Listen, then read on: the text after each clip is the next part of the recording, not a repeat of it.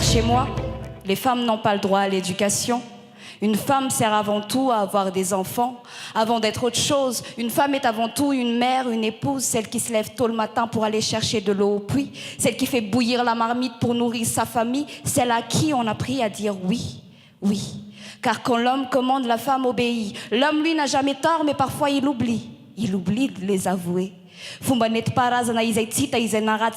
on dit chez nous, des us et des coutumes qui se sont perpétuées de génération en génération, de nos grands-parents à nos parents et de nos parents à nous, enfants. Mais il est temps que les femmes aussi aient droit à l'éducation, qu'on sache lire et écrire, compter, parler, s'exprimer, découvrir et voyager. Que l'homme est synonyme de puissance, la femme est synonyme de faiblesse, quand l'homme est synonyme de richesse. La femme est synonyme de faiblesse. Mais il est temps que l'on ouvre nos cœurs. Il est temps que l'on cesse d'avoir peur, car il n'est plus temps, il est l'heure.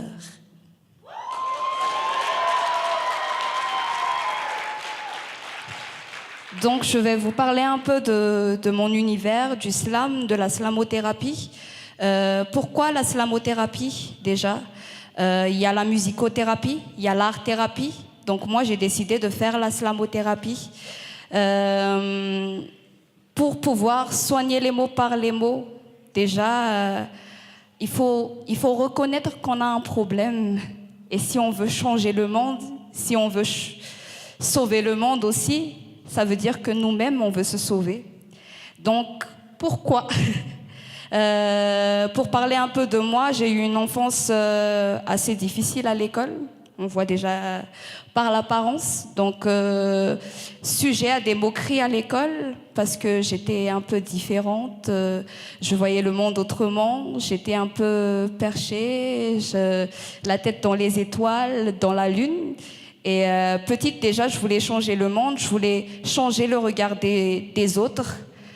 Et je me suis mise à écrire, à réinventer le monde à ma façon, à travers mes petits carnets. Quand on faisait des examens, il y a les feuilles de brouillon. Moi, j'écrivais des poèmes à l'intérieur. Et à chaque fois, on se moquait de moi. Non, mais elle écrit tout le temps des poèmes. Les poèmes, ça va servir à quoi? Ça va mener à rien. J'ai dit, bon, laissez-moi dans ma bulle, laissez-moi dans mon monde. Continuez votre chemin, c'est pas grave. Mais moi, j'y crois. Je crois que les mots ne sont pas que des mots. C'est bien plus. Et les mots restent. Moi, je crois en ça. Et je crois en la slamothérapie. Donc, j'ai découvert le slam il y a quelques années, en 2010, à l'IFM, par un spectacle qui s'appelle Télé-réalité. Donc, il y avait des slameurs. Et sur scène, ils déclamaient des textes, ils parlaient de leur quotidien, ils parlaient du quotidien de Madagascar, ils faisaient des performances scéniques. Et du coup, je me suis identifiée à eux. Je voyais les gens se moquer, rigoler. Qui sont ces personnes-là, sur scène, qui déclament des textes, qui en même temps jouent un rôle, qui en même temps se prêtent à un jeu bizarre? Parce que quand on ne comprend pas quelque chose, on dit que c'est bizarre. Donc moi, quand on me voyait, tout le monde disait, elle est bizarre. C'est pas grave. Vous voulez être normal. Pour moi, c'est vous les bizarres, au fait. Donc, j'ai dit, mais je m'identifie à ces jeunes-là. Pour moi, ils ne sont pas bizarres, ils ont des choses à revendiquer, ils ont des choses à dire. Moi, j'ai envie de faire partie de ces jeunes-là qui ont aussi leurs mots à dire. Et malheureusement, sur scène, je voyais des hommes, plusieurs même. Il y avait 2-3 filles, mais pour moi, c'était pas beaucoup. Donc, je me disais dans la tête, j'aimerais faire partie de ces filles-là, ok? Et je commence à suivre le mouvement slam tous les premiers samedis du mois à l'IFM. Et j'entendais les textes qu'ils déclamaient. J'entendais surtout les garçons parler de ces femmes, parler d'amour, être déçus en amour, etc. Je me suis dit, bon, il faut arrêter à un moment donné. T'es un grand garçon, les femmes ne sont pas toutes les mêmes, hein, je suis désolée. T'es pas tombé sur la bonne, c'est tout. Donc moi, j'ai fait mon premier texte en parlant des hommes, des femmes, de ces relations-là qui existent entre les hommes et les femmes. Et surtout, quand on passe de l'enfance à devenir une femme, déjà, il y a des changements corporels qui se passent. Donc, moi, à 10 ans, j'avais déjà des seins. Donc, tout le monde me regardait dans la rue, on me sifflait. Il y avait même des garçons qui me touchaient dans la rue. Je ne comprenais pas pourquoi. Et du coup, j'ai dit, mon premier texte, ça va parler de ça. Ça va parler des garçons qui sifflent dans la rue.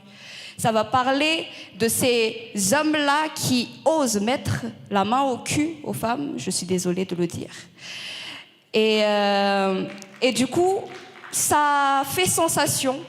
Et ça m'a donné la pêche de continuer. Je me suis dit, les gens aiment, j'ai fait la différence. J'ai pas fait comme tout le monde, à parler cul-chemise à longueur de journée, à parler tout le temps d'amour. Non, moi, je veux parler de choses qui me tiennent à cœur, des choses de la vie quotidienne qui semblent normales, mais qui ne le sont pas. Alors, qu'est-ce qui est normal et qu'est-ce qui ne l'est pas? Si la normale devient normale, la normale, c'est du pareil au même au paranormal. C'est fou de se dire que c'est immoral quand cela dépasse la morale. Donc, voilà, je me suis dit, je vais aller faire du slam. J'ai continué. Et puis, j'ai dit, j'aurais aimé qu'il y a des jeunes comme ça qui viennent dans mes écoles pour parler du slam. Qu'est-ce que c'est le slam? Déjà, quand on m'explique le slam, on me dit, le slam, ça vient d'un argot américain qui veut dire claquer. Ça veut dire claquer une porte, mais ça veut dire aussi ébranler les mœurs.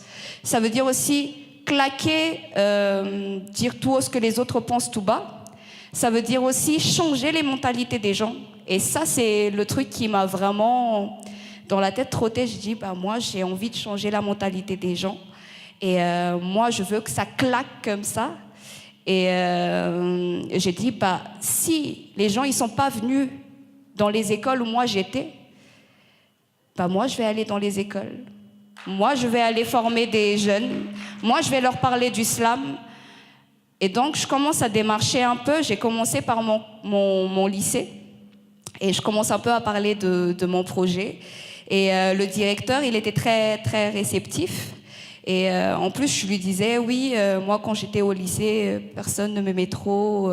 Je réinventais mon petit monde à ma façon. Donc, c'est sûr que dans une salle de classe, il y a toujours le petit gros, il y a toujours la moche, il y a toujours l'intello, il y a toujours ceux qui n'ont pas d'amis, au fait. Et moi, je faisais partie de ces gens-là qui n'avaient pas d'amis. Donc, j'ai dit, si vous n'avez pas d'amis, moi, je serai votre ami. Si toi, tu n'as pas de confident, moi, je serai ta confidente. Mais en même temps, si tu n'as pas de confident, tu peux être ton propre confident avec tes cahiers. Avec les mots que tu écris, tu peux être toi-même ton ami. Je ne dis pas qu'on n'a pas besoin des gens. Je ne dis pas qu'on n'a pas besoin des autres. Si, au contraire. Mais en même temps, ce n'est pas le truc le plus important dans la vie. Moi, je me dis déjà, il faut déjà s'aimer soi-même, s'accepter soi-même. Et je dis, moi, je vais apporter ça à ces jeunes-là. Je vais leur dire que tu es la petite grosse, que tu es l'intello de service, que tu sois la moche, c'est pas grave. C'est pas grave, tu sais. De toute façon,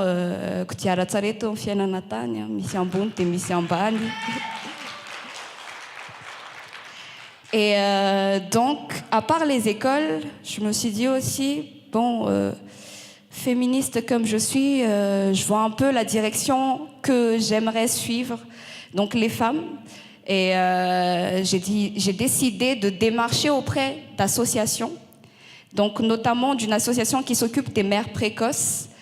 Et j'ai dit, au fait, il y a un réel problème en ce moment. Tu vois, les filles, à 14 ans, elles ont un bébé. Et on trouve ça normal. Et pourquoi on trouve ça normal? Je ne comprends pas. Est-ce qu'il n'y a pas d'éducation?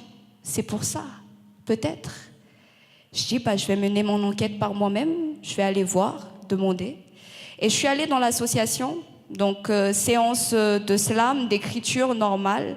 Mais je commence à me rapprocher de ces filles-là. Et on commence à parler de sujets tabous. Donc la sexualité, chose qu'on ne parle jamais. Et femme rime avec sexualité, comme je l'ai dit tout à l'heure. De toute façon, dès qu'une fille, elle est dans le ventre de sa mère, elle est condamnée, moi je trouve. Elle est condamnée à devenir une mère. Pourquoi la condamner à déjà avoir cette vie-là? Elle n'est même pas encore née. Donc c'est quand même bizarre. Et du coup, je parle avec les filles, je dis mais pourquoi au fait à 14 ans tu es mère précoce? Elle me dit j'ai eu mon premier rapport sexuel, je suis tombée directement enceinte. Je dis mais il n'utilisait pas de capote. Elle m'a dit non, il ne voulait pas. Je dis bah si lui il veut pas, donc toi tu veux pas? Elle m'a dit non, c'est pas ça, c'est que il m'a dit fais-moi confiance.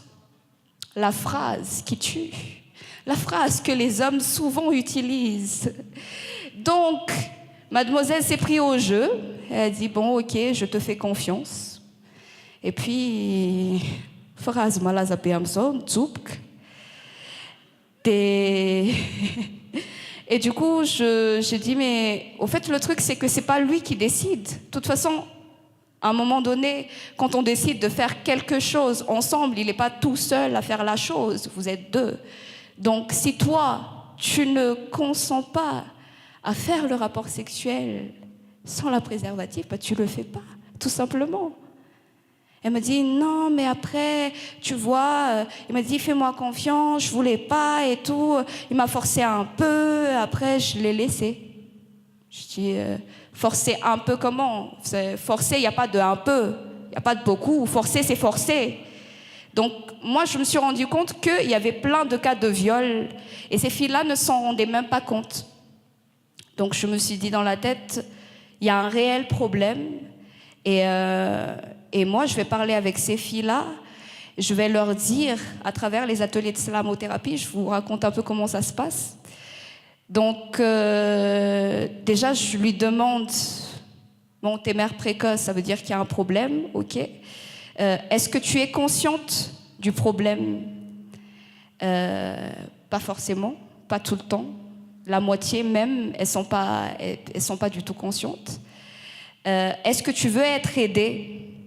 Et déjà à Madagascar aussi, quand c'est pas pécuniaire, c'est pas de l'aide. Donc j'ai remarqué que les filles dans ces associations-là, au fait, tant que les associations ne donnaient pas de l'argent directement qui tombait dans leurs mains, dans leurs poches, ça veut dire qu'ils ne les aidaient pas. J'ai dit, ben là, il y a encore un problème à faire. Et je commence à parler un peu, l'association elle fait ceci, elle donne des couches, elle vous donne un endroit où vous mettre durant toute la journée, etc. C'est des aides, ça. Il faut quand même que tu t'en rendes compte. Et au final, je leur ai dit d'écrire un petit mot pour l'association. Et c'est là où elles se rendent compte que l'association les aidait. Et qu'une aide, au fait, c'était pas forcément de l'argent. Et j'ai dit, mais au fait, est-ce que moi je t'aide ou est-ce que je ne t'aide pas? Elle m'a dit, si, vous nous aidez beaucoup parce que vous nous aidez à sortir ce qu'il y a au fond de nous. J'ai dit, est-ce que c'est de l'argent? Elle me dit, non, c'est pas de l'argent. J'ai dit, mais le seul fait que je sois là, au fait, c'est déjà beaucoup. Moi, quand même, je fais 3 heures de route pour aller voir ces filles-là, tous les jours, 3 heures aller, 3 heures retour. Qui vente, qui neige, qui pleuve, je suis tout le temps là. Et je dis, bah, rendez-vous compte au fait que c'est des aides et que vous en avez besoin. Et moi aussi, ce qui m'a poussée aussi à continuer par rapport à la slamothérapie, j'étais dans une association et je faisais mes ateliers, donc c'était des petits exercices où voilà, on se met bien droit quand on parle, quand on s'exprime, on parle avec le ventre, on parle fort, etc. Et dans cette association-là, il y avait une fille qui ne parlait pas du tout. Et j'ai dit, bon, on va faire un petit exercice pour que tout le monde puisse s'exprimer à travers des textes ou pas à travers des textes, mais juste dire un mot. Je dis, chercher un mot comme ça au hasard. Les filles, elles avaient un peu du mal. J'ai dit, bon, c'est pas grave, on va faire Katsakatsaramas Fanspouri. Donc, on commence l'exercice, un petit cercle. Je fais Katsakatsaramas Fanspouri et tout le monde faisait la même chose. J'ai dit, au deuxième tour, mettez de l'émotion dans Katsakatsaramas Fanspouri, de la joie, de la haine, de la peur, de la tristesse, tout ce que vous voulez, mettez dedans. Donc, ça faisait des joyeux, des rires, des je sais pas quoi et tout. Et au bout du 5e tour, je pense, à un moment donné, elle parle. Mais elle sort vraiment un cri de rage à l'intérieur d'elle. Je dis, mais il y a quelque chose chez cette petite, au fait. Et tout le monde se taisait. Et à la fin, la dame, elle m'a dit, l'éducatrice, elle m'a dit, non, mais au fait, elle s'est fait violer depuis l'âge de 6 ans. Là, maintenant, elle en a 16. Elle en a 18. Elle est arrivée à l'association à l'âge de 16 ans. Depuis 2 ans, elle ne parle pas. Et son premier mot, c'est Katsakatsaramas Fanspouri. J'ai dit, franchement, juste avec Katsakatsaramas Fanspouri, j'arrive à faire quelque chose. Elle arrive à parler, elle arrive à sortir quelque chose. J'ai dit, là, je tiens un truc. Et c'est né comme ça, là, c'est la motothérapie. Et du coup, là, maintenant, j'interviens auprès des mères précoces, des jeunes victimes de viols et de violences, les gamins des rues, les jeunes incarcérés. Et j'espère faire ça avec d'autres associations, d'autres cas sociaux aussi. Et voilà, c'est ce qui me pousse et c'est ce qui me motive. Et je me suis dit, c'est pas un homme qui peut faire ça, au fait, parce qu'on peut pas trop... On est comme ça, au fait, on peut pas se confier à un homme. Et quand c'est une femme, il y a toujours ce truc où on a toujours le cœur d'une mère, même si j'ai 22 ans, les gens le sentent qu'elle a quand même le cœur d'une mère, c'est une fille. Donc c'est quelqu'un chez qui je peux me confier, chez qui je peux parler de mes problèmes. Et j'ai dit, je vais continuer ça, et puis même pourquoi pas former d'autres personnes qui vont faire de la slamothérapie. Ça, ce serait le gros projet en ce moment. Et je pense que j'avais fait une petite présentation sur un papier, mais je vais laisser mon cœur parler.